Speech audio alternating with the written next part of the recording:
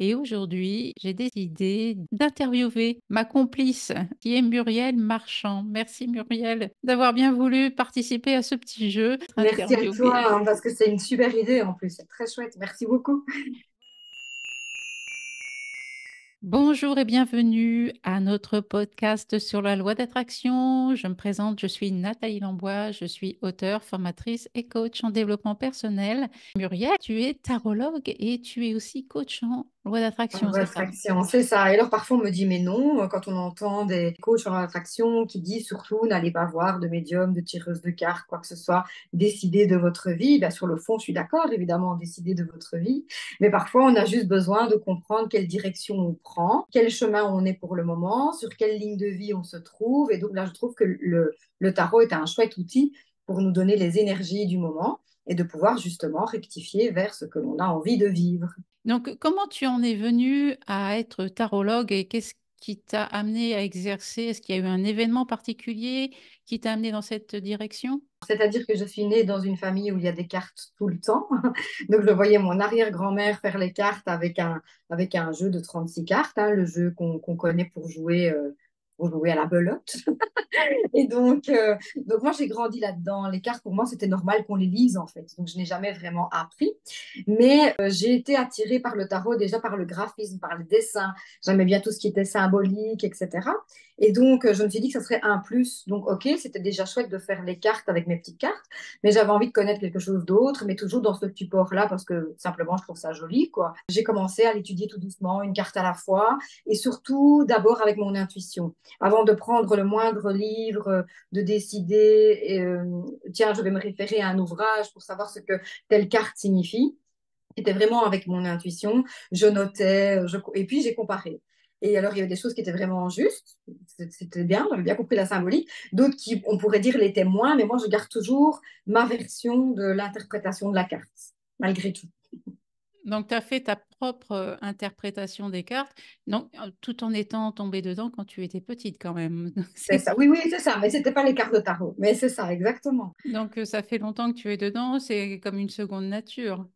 Tout à fait. Moi, les cartes, oui, j'ai déjà tiré les cartes à des amis de ma maman. J'avais 12 ans, donc j'étais déjà dans les cartes. Et ce qui était dingue, c'est qu'il y avait des choses de la vie qui m'échappaient complètement, que je ne connaissais pas, et que quand je lisais un jeu, je dis, tiens, c'est bizarre, il y a des circonstances là dans le jeu qui sont un peu floues, qui sont peut-être bizarres, où on parle de famille, mais il y a trop de gens, enfin, hein, voilà. Et en fait, j'arrivais à délivrer un message qu'à la limite, je ne pouvais pas connaître. Donc ça, c'est gai. Donc voilà, là, c'était vraiment pertinent, hein, et je Oui, confirme oui. aujourd'hui encore, c'est encore très très pertinent ce que tu fais. Merci. Et ce qui m'interpelle aussi dans ce que tu expliques, c'est qu'effectivement, tu as appris à lire les cartes en les regardant, en observant, en n'étant pas forcément au fait de tout ce que la vie présentait parce que tu étais très jeune. Parce que j'imagine qu'une seule carte peut avoir de multiples représentations en fonction de la personne que tu as en face de toi, de l'énergie que ça dégage, peut-être, non? Il y a ça, et il y a aussi là où la carte tombe dans le jeu, avec quoi elle est jumelée aussi. Donc ça dépend de beaucoup de choses en fait. Mais oui, effectivement, que par exemple, si c'est une jeune femme et qu'on tire des valets, ça peut être son compagnon. Si c'est une femme, quand je dis plus âgée, mon âge c'est bien. Mais je veux dire, là, on peut dire que les valets sont les enfants, par exemple. Donc voilà, oui, il faut, enfin, quand je dis il faut connaître, pas forcément, mais un minimum, je veux dire, la base. Pour l'interprétation, pour qu'elle soit plus personnelle et plus fluide, si on sait que la dame qui est en face de nous a un fils et qu'on tire un valet, on lui dit, ça peut, par exemple, être ton fils, mais ça peut être un homme plus jeune dans ta vie ou un collègue. Bon, voilà, il n'y a pas de nom. On peut personnaliser mieux que de dire un homme plus jeune et puis la consultante, elle doit y penser. Est-ce que c'est familial? Est-ce que c'est professionnel? Voilà. Être un peu aiguillé, c'est chouette. Il ne faut pas trop en dire non plus pour pas influencer, mais qu'on ait une base, quoi, quand même, pour dire, juste pour la fluidité de la parole, en fait. D'accord. Donc, c'est vraiment pour indiquer aux gens une situation, répondre à un questionnement particulier que tu tires les cartes, si j'ai bien compris. Souvent, c'est ça. Oui. Les gens, bon, on a toujours les questions d'ordre général, mais je trouve que les questions trop générales n'apportent pas de réponse précise parce que est-ce que je vais rencontrer l'amour? Ben, il y a quand même très, très peu de gens sur Terre qui sont célibataires toute leur vie. Donc, on peut dire oui, mais c'est vague. On n'a pas En plus, pour les cartes, enfin, en tout cas, dans mon cas, les lectures sont rarement datées. Je peux parfois donner une échelle. Maintenant, si ça revient dans le jeu trois mois après, mais c'est que c'est pas, si c'est pas arrivé, ça peut encore se représenter. Le temps est le truc le plus dur à déterminer. Maintenant, plus la question est précise, mieux c'est. Et donc, les gens viennent parfois pour une problématique. Tiens, j'ai postulé pour un travail, est-ce que je vais l'avoir ou pas? Donc, on pourrait dire que c'est divinatoire, mais non, puisque la personne émane de l'énergie, forcément. Si elle est assez sûre d'elle, si elle en a vraiment très envie, puisque notre pensée est créatrice, hein, donc dans la loi d'attraction. Donc, si elle en a extrêmement envie et qu'elle se voit dans le travail, etc., etc., eh bien, normalement, le jeu va dire oui. Il va dire qu'en tout cas, tu es sur la bonne voie pour le décrocher. Donc, dans ce cas-là, on dit à la consultante, tu ne changes rien, tu continues de visualiser, tu continues d'y croire parce que, voilà, c'est sur la bonne voie. Si justement, les cartes ont l'air de dire non, c'est qu'il y a du blocage, c'est qu'il y a quelque chose qui émane de la personne qui n'est pas très fluide, qui n'est pas très alignée. Donc là, c'est mon rôle de lui dire et de lui dire, mais si c'est vraiment ce travail que tu veux, ben voilà. Alors à ce moment-là, affirme, visualise, change. Et parfois, en disant non, c'est là que la personne se rend compte que finalement, c'est parfois je vais dire, un souhait de son ego et pas un souhait de son cœur. Et donc, dans ce cas-là, elle se dit non, alors c'est peut-être pas la peine que j'aille gratter pour essayer d'avoir ce job, alors que finalement, il sera peut-être pas le bon pour moi. Alors, tu as dit le mot loi d'attraction et justement, qu'est-ce qui t'a fait adhérer au cours de ton expérience de tarologue à cette loi d'attraction? Qu'est-ce qui t'a amené vers ça? Moi, j'avais une maman qui était assez ouverte, hein, déjà, et je vais dire pour l'époque, puisque moi, à 15 ans, je me retrouve avec le livre de Joseph Murphy qui parle d'exploiter la puissance de son subconscient. Donc, moi, je trouve que tout ça, c'est la même chose. D'ailleurs, quand on dit loi d'attraction, je me dis, voilà, manifestation consciente, j'aime mieux, parce que la loi d'attraction, parfois, implique qu'on doit être tout le temps dans des vibrations hautes, et ça, on ne peut pas l'être tout le temps, donc j'aime bien qu'on relativise les choses, mais on sait de quoi on parle quand on dit loi d'attraction. Et donc, à 15 ans, elle me donne ce livre-là auquel je ne comprends strictement rien si ce n'est qu'il y a quelque part en ce monde une magie qui fait que, en orientant nos pensées, en orientant nos sentiments, en voyant grand, en voyant loin, mais il y a moyen d'attirer à nous certaines choses. Alors au début, ça me paraît très vague. Et à 15 ans, moi, j'ai la chance d'avoir une vie très tranquille et très agréable. Donc, je ne manifeste rien consciemment parce que tout va bien. Et ce qui est très comique, c'est que ça m'est retombé dessus à mon premier chagrin d'amour où là, je me suis dit, ah non, non, non, ça, je veux pas vivre, ça va pas, ça j'aime pas. Et donc, j'ai repris ce livre qui, quelque part, ne m'a jamais quitté. C'est marrant parce que je ne le lisais pas tout le temps, mais il me suivait tout le temps. Et là, j'ai commencé à remettre des énergies autres dans ma vie et dans ma façon de penser. Et c'est en faisant des petits exercices qui sont dans le livre, hein, puis après, on s'ouvre à autre chose, on prend une autre lecture du même genre, etc. Et souvent, tous ces gens qui ont écrit là-dessus nous donnent des petits défis au fil des pages. Quoi. Tiens, imaginez ceci, imaginez cela. Et puis, une fois, ça fonctionne, deux fois, 10 fois. Pour moi, la 30e coïncidence, j'appelle plus ça une coïncidence, quoi. Et rappelle-moi le titre du livre de Murphy, De c'est Murphy, c'était exploiter la puissance de votre subconscient. Exploiter la puissance de votre subconscient de Murphy, donc qui parle Ouais. notamment de la loi d'attraction. Une vision de la loi d'attraction, on va dire. Oui, c'est ça. Il y en a d'autres, hein, mais bon, moi, celle-là, j'aime bien. Je trouve qu'elle est. En plus, elle est accessible dans la façon de le lire. Donc, ça, c'est très chouette, en fait. Est-ce que tu as des exemples ou des anecdotes à partager concernant le lien que tu as fait entre le tarot et la loi d'attraction? Oui, ben, c'est-à-dire que déjà, moi, c'est venu d'une carte, en fait. Je l'ai préparée parce que voilà, c'est la tour. Et j'aime vraiment bien cette carte qui, 9 fois sur 10 fait peur aux gens. Mais, parce que, en Tu peux nous gros, la remettre un petit peu plus ah, sur la la remettre ici? caméra, s'il te plaît? Donc, c'est la tour. La tour, Super, voilà. merci. C'est la carte numéro 16 en fait. Et généralement, les gens, quand ils voient ça dans leur jeu, ils n'aiment pas du tout. Ils disent, ah, il y a quelque chose qui s'écroule, ça va pas. Alors qu'en fait, oui, il y a quelque chose qui s'écroule, mais en fait, dans notre vie, tout s'écroule toujours, tout le temps, pour toujours faire quelque chose de mieux. Mais on a parfois peur du changement. Je crois que c'est la carte qui symbolise vraiment le changement. Maintenant, ce que j'aime beaucoup dans l'étymologie même de la carte, et encore ici, je vous ai montré le Rider-Waite parce que c'est un des tarots que je préfère, mais voilà, on sait qu'à l'origine, c'est vraiment le tarot de Marseille. Il y a même une numérotation différente, mais c'est pas le sujet aujourd'hui. Et donc, la tour, en fait, on appelle ça la maison Dieu. Et on appelle ça la maison Dieu, et quelque part, ça symbolisait le corps humain, en fait.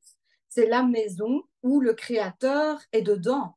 Et donc, c'était évident pour moi que ça parle de loi d'attraction, puisque notre corps, c'est la tour, quelque part, et Dieu, enfin Dieu, la source, l'univers, chacun appelle ça comme il veut, est dedans. C'est pour ça qu'on est vraiment créateur. Et donc, cette carte, elle explique quoi? Elle explique qu'on se débarrasse à un moment donné de nos deux corps physiques, enfin, physiques, matériel, on va dire, donc notre physique et notre cerveau ego. Et en fait, la tour, quand on regarde, elle ne s'écroule pas, elle n'est absolument pas détruite, Non? elle est entière et le dessus, on voit la foudre, on voit une flamme, on voit qu'on se reconnecte au divin en fait. Donc quand la tour tombe dans un jeu, surtout n'ayez pas peur, vous vous reconnectez à quelque chose de plus grand. Et donc la maison Dieu, en fait c'est ça, hein, c'est la tour ou la maison Dieu, c'est le nom de la carte, explique bien ça. Donc ça prouve bien que même le tarot vous dit que vous êtes créateur. En plus, l'histoire du tarot, c'est toute une histoire. Donc les 13 premières cartes qui sont l'incarnation physique et les 13 cartes différentes, pardon, et les autres cartes, il y en a 22 des lames majeures, c'est là où on reconnecte avec ce qu'on dit le paradis, on reconnecte avec les étoiles. Et c'est tout le voyage de notre âme, en fait. Donc, et D'accord. donc voilà, on sait bien qu'on fait toujours des cycles et la loi d'attraction, ben, elle est présente tout le temps puisque vous décidez toujours quelle étape vous voulez vivre, en fait. C'est ça. Et c'est bien de nous rappeler effectivement que la tour signifie, en fait, s'appelle à l'origine la maison Dieu. Et donc, C'est du coup, ça. ça prend toute une autre tournure, une autre signification.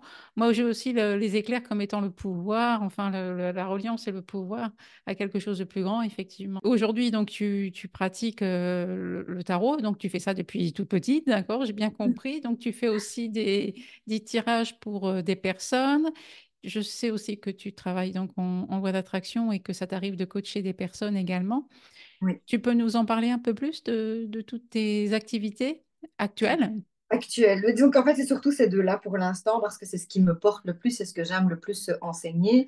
Et donc, voilà, j'aime bien recevoir les gens, faire un tirage. Parfois, eux, ça leur suffit. J'ai envie de dire, ils repartent avec des informations et j'ai envie de dire, ils le gèrent comme ils en ont envie. Et par contre, je reçois aussi des gens qui me disent, voilà, moi, il y a un truc qui ne va pas, j'ai des blocages dans ma vie, je vois bien qu'il y a des choses qui se répètent.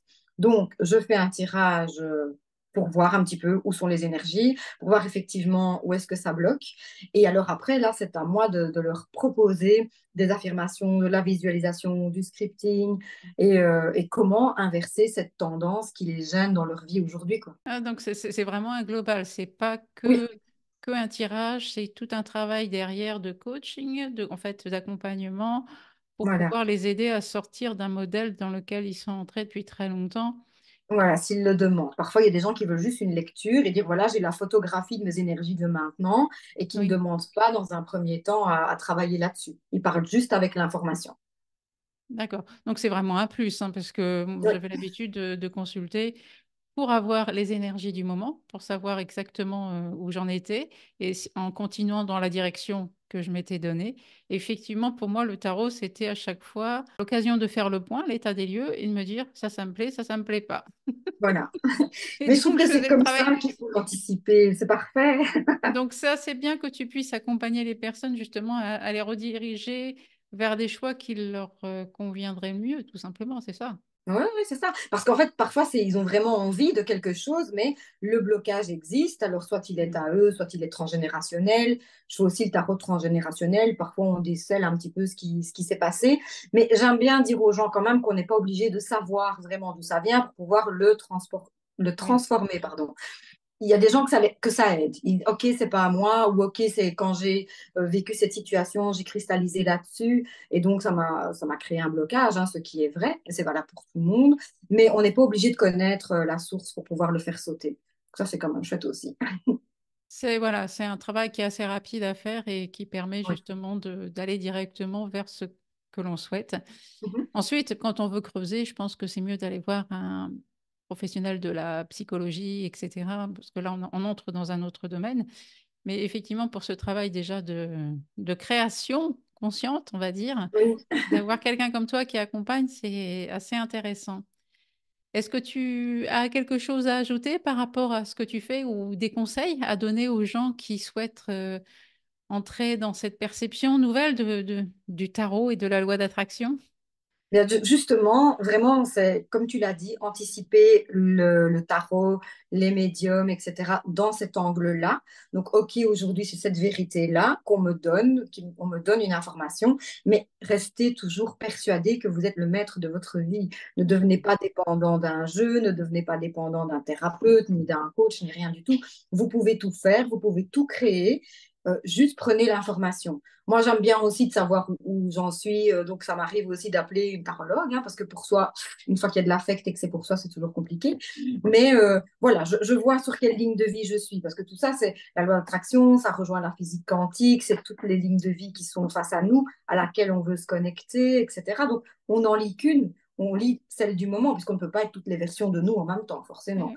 Et donc, surtout, allez vous reconnecter à la ligne de vie qui vous parle. Donc, sachez identifier sur celle sur laquelle vous êtes maintenant, pardon, mais gardez votre pouvoir. C'est surtout ça, gardez votre pouvoir. Merci du message que je prends aussi en compte. Gardez votre pouvoir, gardez la main. On a toujours la main. C'est Et ça. pour les présentations, le chat qu'on voit passer régulièrement, son C'est nom, Perle. c'est Voilà, c'est Perle. Perle. C'est Oui, Perle oui, aujourd'hui qui vient nous voilà, dire bonjour régulièrement. exactement. Merci Muriel pour toutes ces explications et on se retrouvera très bientôt dans un prochain podcast sur la loi d'attraction. Si vous avez des questions à poser à Muriel concernant son activité, son approche du tarot et de la loi d'attraction, n'hésitez pas à les mettre en commentaire ou aller sur sa page Facebook que je vais vous indiquer dans le lien en description. Et on se dit à bientôt Muriel. À bientôt. Merci beaucoup.